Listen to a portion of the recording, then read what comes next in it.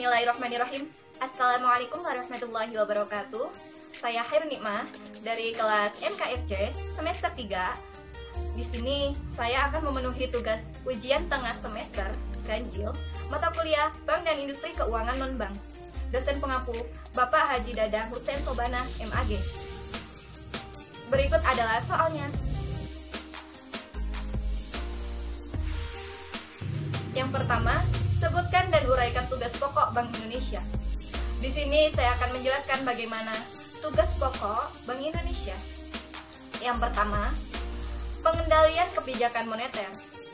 Dalam hal ini, Bank Indonesia memiliki wewenang yaitu menetapkan sasaran moneter dengan memperhatikan laju inflasi dan melakukan pengendalian moneter di luar operasi pasar terbuka, tingkat diskontrol, cadangan wajib minimum, dan pengaturan kredit atau pembiayaan bank baik secara konvensional maupun secara syariah.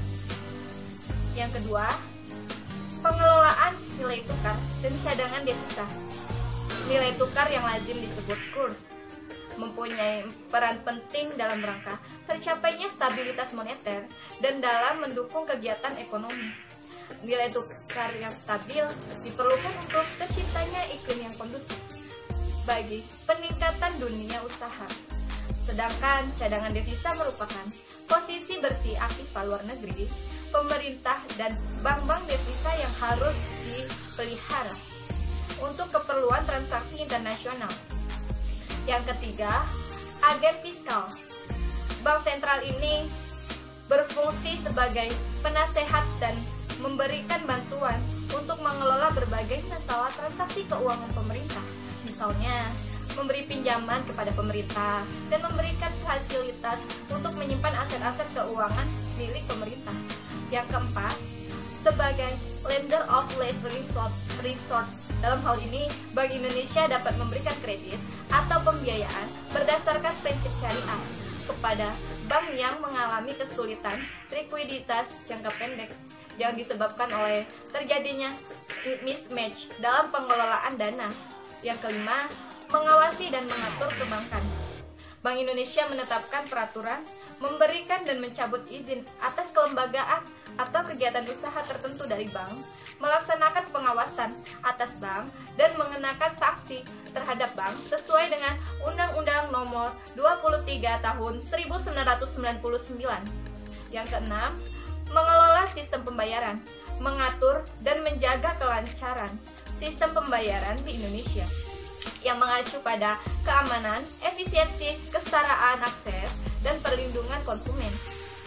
Yang ketujuh, mengelola dan memelihara mata uang sesuai dengan Undang-Undang Nomor 23 Tahun 1999 tentang Bank Indonesia untuk menjaga stabilitas rupiah yang mengandung dua aspek, yaitu kestabilan nilai mata uang terhadap barang dan jasa, serta kestabilan terhadap mata uang negara lain.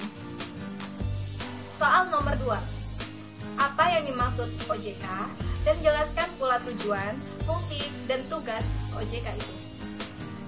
Di sini saya akan menjelaskan tentang pengertian OJK. Apa itu OJK? OJK atau Otoritas Jasa Keuangan merupakan lembaga negara yang dibentuk berdasarkan Undang-Undang Nomor 21 Tahun 2011 yang berfungsi menyelenggarakan sistem pengaturan dan pengawasan yang terintegrasi terhadap keseluruhan kegiatan di dalam sektor jasa keuangan non-bank seperti asuransi, dana pensiun, lembaga pembiayaan, dan lembaga jasa keuangan lainnya. Selanjutnya saya akan menjelaskan apa tujuan dari OJK. Tujuan OJK sendiri yaitu tujuan OJK yang pertama, mendorong kegiatan sektor jasa keuangan agar terselenggara secara teratur, adil, transparan, dan akuntabel. Yang kedua, mewujudkan sistem keuangan yang tumbuh secara berkelanjutan dan stabil. Yang ketiga, melindungi kepentingan konsumen dan masyarakat. Dan selanjutnya saya akan menjelaskan apa fungsi dari OJK itu sendiri. Fungsi dari OJK yaitu menyelenggarakan sistem pengaturan dan pengawasan yang terintegrasi terhadap seluruh kegiatan di sektor keuangan. Dan yang terakhir, saya akan menjelaskan tugas OJK. Tugas OJK adalah pengaturan dan pengawasan terhadap perbankan, pasar modal, dan IKNB, di mana dalam ruang lingkup perbankan ini mengatur bank umum, bank syariah, BPR atau BPRS. Dalam ruang lingkup pasar modal mengatur perusahaan sekuritas, manajer investasi. Selanjutnya dalam ruang lingkup IKNB mengatur perasuransian, dana pensiun, lembaga pembiayaan, serta lembaga jasa keuangan lainnya. Soal yang ketiga, apa yang dimaksud pasar modal syariah? Di mana perbedaan saham, suku, reksadana syariah, dan bagaimana mekanisme transaksinya di pasar modal syariah. Di sini yang pertama saya akan menjelaskan apa itu pasar modal syariah. Pasar modal syariah adalah wadah bertemunya pembeli dan penjual terhadap berbagai efek atau surat berharga yang bersifat jangka panjang. Pembeli disebut dengan investor, sedangkan penjual disebut sebagai emiten, dengan menetapkan prinsip syariah sebagai landasan sistem kerjanya.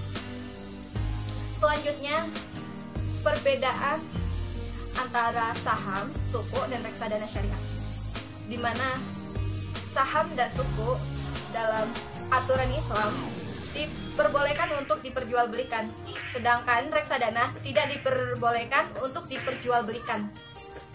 Perbedaan lainnya yaitu saham dan suku menurut Islam mewakili aset real, sedangkan reksadana mewakili aset finansial yang isinya saham, suku, deposito, atau produk pasar uang lainnya. Selanjutnya, mekanisme transaksi yang terjadi di pasar modal syariah.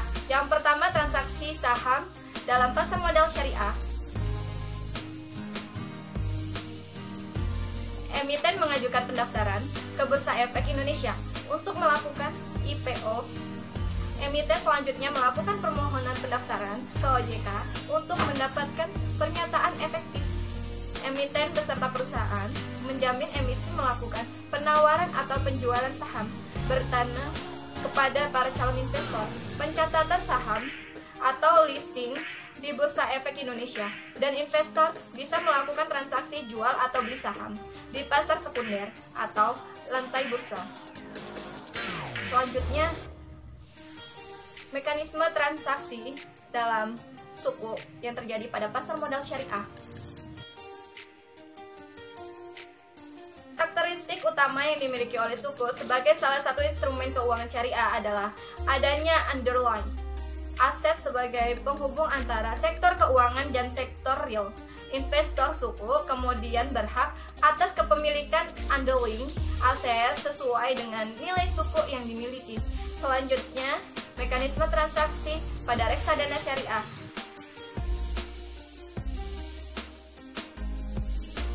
Berdasarkan Fatwa Nomor 20 DSN MUI 4/2001 tentang pedoman pelaksanaan investasi untuk reksadana syariah, akad antara investor dan manajer investasi merupakan akad wakalah, sedangkan akad antara manajer investasi dengan pengguna investasi atau portofolio saham adalah akad mudharabah.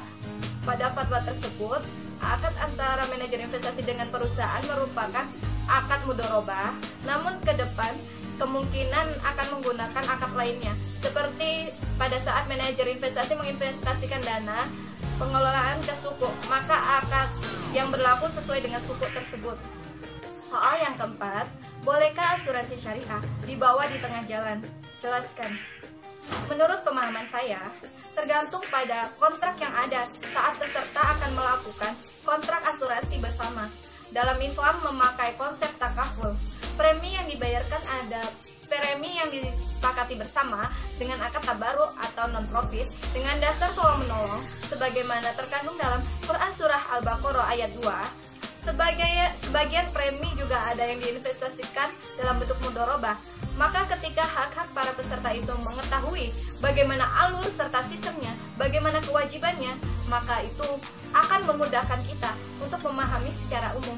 Mungkin cukup sekian yang dapat saya sampaikan, kurang dan lebihnya mohon maaf. Wabillahi taufiq wal hidayah. Wassalamualaikum warahmatullahi wabarakatuh. Terima kasih.